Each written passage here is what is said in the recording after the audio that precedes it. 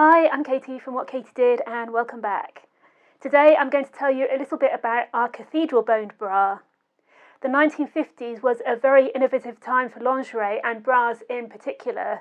Until the 1950s, most bras were soft cup, and I say most because in the late 40s underwires did start to appear, but in the 1950s you had three kinds of, well, you had the soft cup bra, then you had the underwired bra, then you had the overwired bra, and then you had the Cathedral Boned Bra, and by the end of the decade it was basically the underwire one, and the underwired bra is the bra we're most familiar with today.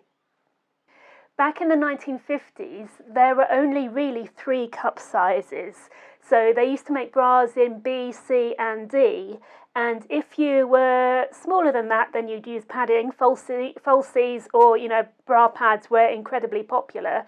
And if you were bigger, then you had to go up a back size. And I know this is crazy talking about this now, but really back, just 20 years ago, it's still, if a shop didn't do your size, it was basically, it wasn't a case of sister sizing because the strap was, the cup was too small and the strap was too tight. It was the fact that you were expected just to wear a bra and have all the support on the shoulders and have a big loop at the back because obviously the band was too big, and that's just the way things were. And obviously things have evolved an awful lot with bras in the last 20 years, but back in the 50s, I've got vintage pieces, and I've got like a 60B, a 60 bands B corselet, because that's how it was done.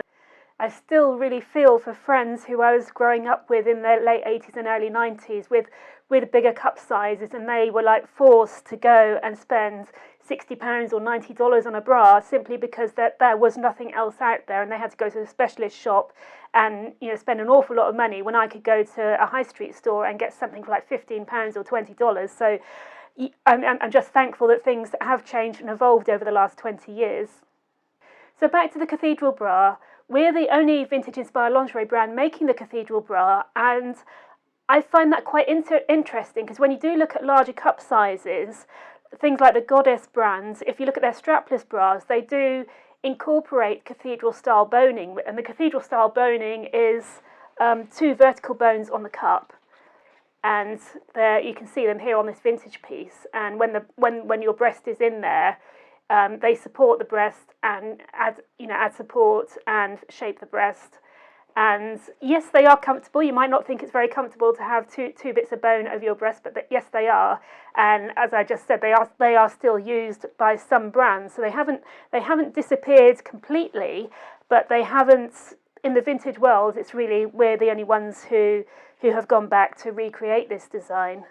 The story behind our Cathedral Bra started 12-15 years ago when I was at our factory in India, and we had a little bit of spare time, and I had a vintage Cathedral Bra, and I said, well, why can we have a look at this? And it was such a strange design to me. I thought, no way, if we recreate this, will it work? And so the guys in the factory, they were totally up for it, and they were like, yeah, we'll give it a go. And they made it, and it fitted me, and it looked amazing, and I was so excited.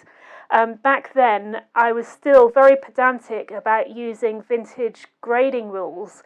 So, as I said earlier in this video, the cup sizes in the 50s was B to D, so you just kept on adding the same and adding the same and adding the same, and this did lead to what we know in the industry as east-westing, which means that if you keep adding the same and same and same, then basically your boobs are going to go east-west as opposed to inwards. So when we graded the original Cathedral Bra, the smaller cup sizes B to D were fine.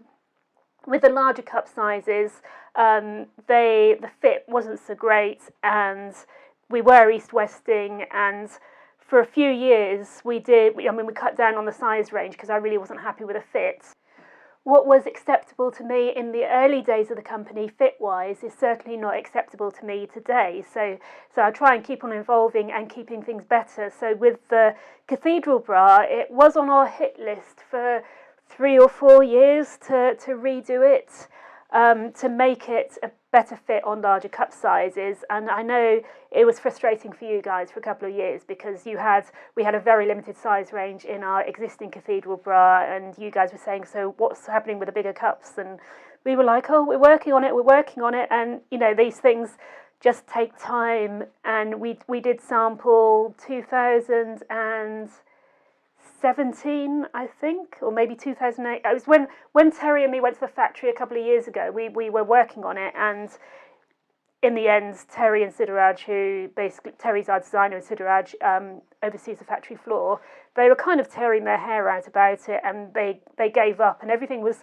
kind of swept under the carpet for 6 months. And that's what often happens when things don't go as planned, is kind of don't mention it for a while and everyone forgets about it, and then we build up our mental strength and we say, okay, Terry, let's give this a go, and we give it another push. So we actually didn't finalise this until last summer, and we finally made it, and everything's great. But we did have challenges because it is like our old Cathedral Bra here. This is our old Cathedral Bra, and this is our new Cathedral Bra, and they were, the construction is very, very similar.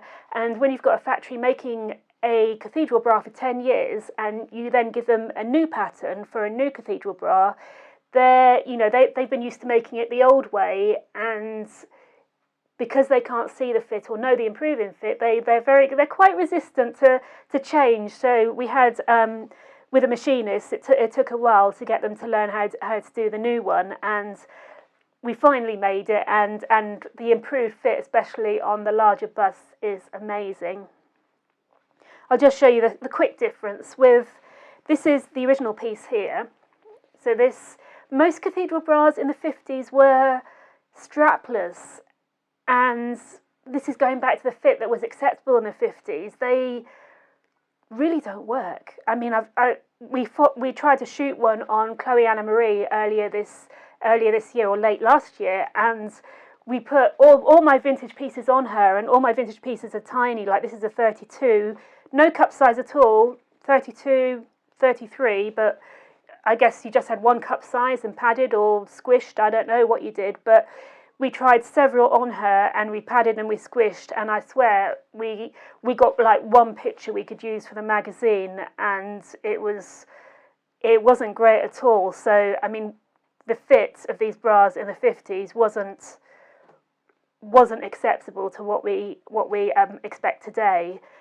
The reason for the Cathedral Bra, the strapless, there were a lot of strapless dresses around in the 1950s, and most of them had tight-fitting bodices. So when it comes down to it, the bra not fitting great wasn't a huge issue, because you'd have a tightly fitted bodice over the top anyway. So you were expected to wear a bra. I guess you wore a bra. It didn't fit great, but it basically did the job, which is a lot different to what we expect today.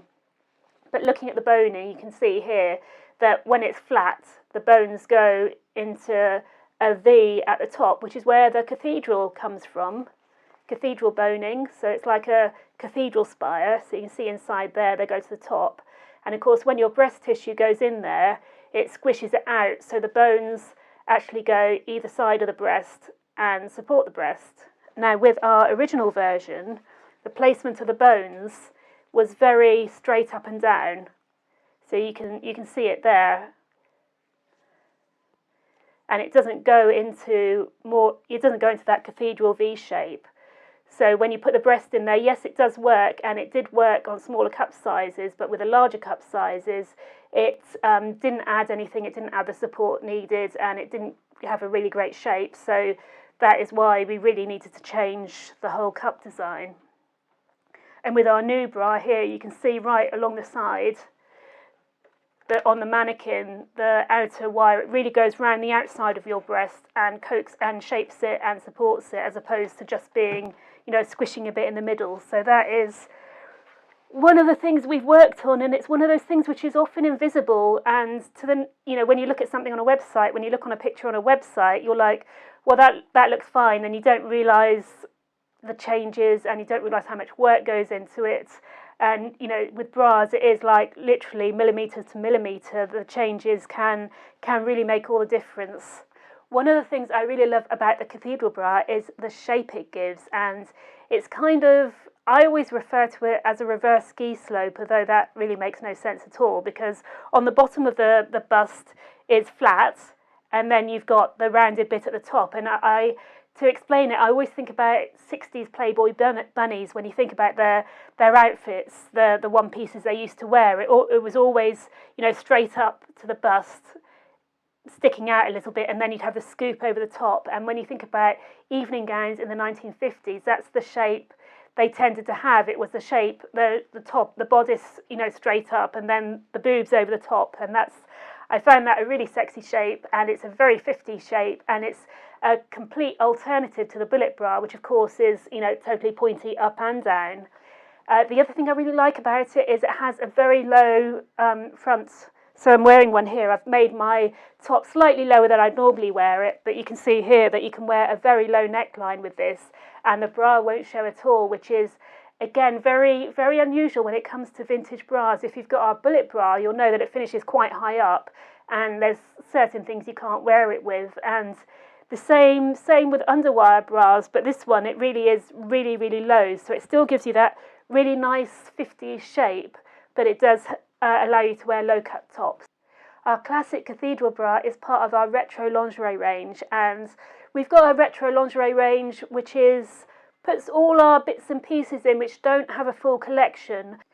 So you can mix and match our Cathedral Bra with any of our other continuity lines, or even our fashion ranges, because they'll all feature the same elastics and trims on them, to the peach and the black, to match.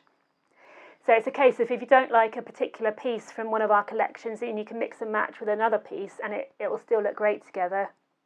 If you do have any questions about our vintage lingerie or fashion, please get in touch. And in the meantime, take care, and I'll catch up with you soon.